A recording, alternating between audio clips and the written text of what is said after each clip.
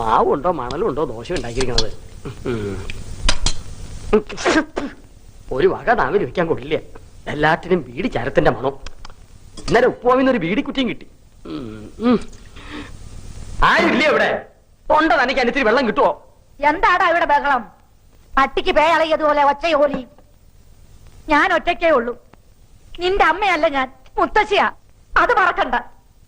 വയസ്സ് 84 അത്രേ ആയുള്ളൂ.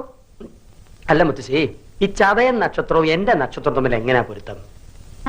അല്ല, ഒരു കുഞ്ഞുള്ള 40 വയസ്സുകാരി, ചതയൻ നക്ഷത്രം, 2ാം കല്യാണത്തിന് റെഡിയായി നിപ്പുണ്ട്.